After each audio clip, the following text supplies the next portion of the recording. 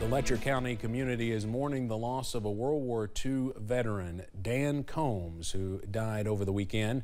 WYMT's Dakota Makris is in downtown Whitesburg as his family looks back on his life. Family and friends gathered this afternoon to send their final goodbyes to an American hero.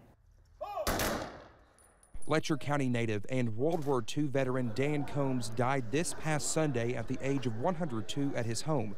The centenarian leaves behind his wife Penny, children, and 7 grandchildren. One of his sons tells me his dad loved being the center of attention. He had no problems talking to anyone or everyone. One of my favorite things is people would call in the old days with a rotary phone and it'd be the wrong number, and Dad would ask who they were calling for and try to help them get the right number. The funeral procession ended at Mr. Dan Combs' final resting place, Green Acre Cemetery. In Letcher County, Dakota Makris, WYMT Mountain News. Letcher Funeral Home was in charge of those arrangements.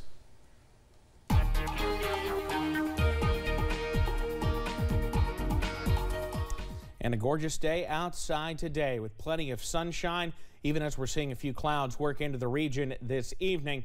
Still plenty of sunshine to enjoy out there as we run through the remainder of our Thursday evening, and enjoy it now because changes are on the way. I-64 at Moorhead, you see some of those high clouds beginning to work in, but still plenty of sunshine. London Corbin Airport, a similar scene. A few fair weather clouds trying to get going in the distance, and those high clouds working in from the right-hand part or the left-hand part of the picture.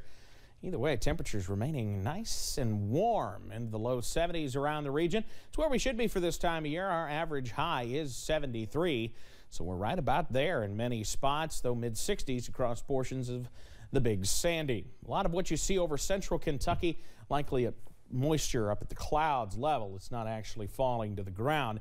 We'll continue to see the potential for those clouds working in as we head through the nighttime hours. Keep that WYMT weather app handy. Rather comfortable as we head through the evening. We'll start to cool off back into the 50s as we head into the overnight.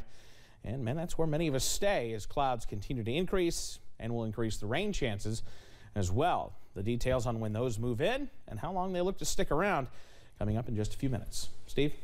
Evan, thank you.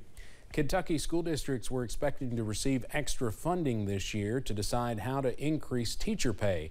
Several school systems in southern Kentucky say they are planning to increase staff salaries. WYMT's Phil Pendleton spoke to some school superintendents and has more from Pulaski County. When Kentucky lawmakers passed the state budget, the plan was to give more money to school districts so they could decide to give out their own raises. The Pulaski County School Board will be meeting soon. The superintendent says the plan is to give teachers a raise. I was hoping there was going to be targeted funding, intentionally for teacher raises. But Superintendent Patrick Richardson says they appreciate all the funding they have received and says he hopes they can give out at least a 2% raise. He says that raise is needed as it's becoming increasingly difficult to attract and keep teachers. We're happy to get the money, but if we're going to continue to build teacher salaries, we're going to have more. Somerset's superintendent says a raise amount has not been decided, but he says each of the past 7 years they have increased salaries by 1%. He says any funding by the legislature is greatly appreciated. I also spoke with the superintendent of the Corbin City School System. He says as of now the plan is to give teachers a 3% raise effective July 1st. And classified employees such as bus drivers, custodians, and cooks about $1 more an hour. In Pulaski County, Phil Pendleton, now back to you. Pulaski County school leaders say their transportation budgets were also increased, but it won't be as much as once hoped because fuel prices have doubled.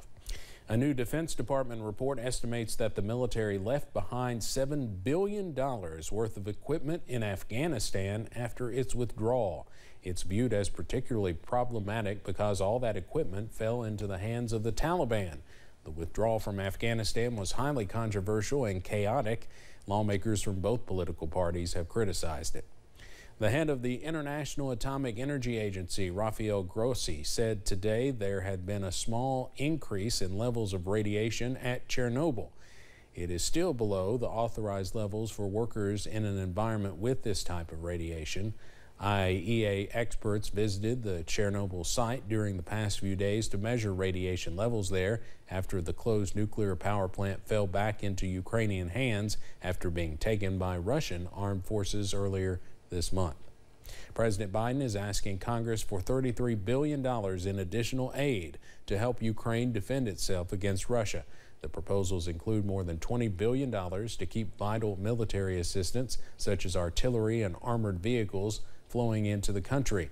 The president also wants to make it easier for the federal government to use assets seized from Russian oligarchs to compensate Ukraine. It comes as Russia intensifies their attacks, warning the West to not interfere in the conflict. We will not let Russia intimidate or blackmail their way out of these sanctions. We will not allow them to use their oil and gas to avoid consequences for their aggression. Meanwhile, U.S. Marine veteran Trevor Reed is back in Texas after a surprise prisoner swap with Russia. The State Department says it's still working to free 2 other Americans in Russian custody, including WNBA star Brittany Griner. The Russian invasion of Ukraine is hitting McDonald's in the wallet. The fast food giant temporarily shut down its locations in those countries last month, but still paid employees. Those salaries, leases, and other supplies racked up about $27 million in expenses. The remaining amount, about $100 million, comes from food and other items that will have to be disposed of. There are nearly 1,000 McDonald's in Russia and Ukraine. Chipotle Mexican Grill is thanking healthcare heroes in a big way, giving 2,000 of them free food for a year. If you know a hero in healthcare, you can post on Chipotle's social media and tag your hero. Then Chipotle will randomly select 2,000 people who've been tagged, DM them, and voila, they get free Chipotle for a year. The coronavirus pandemic may have affected workplace creativity. Employees on virtual meeting programs like Zoom have a little more difficulty coming up with innovative ideas. The findings were based on 602 people who were divided into pairs. Some worked face-to-face while others did so virtually.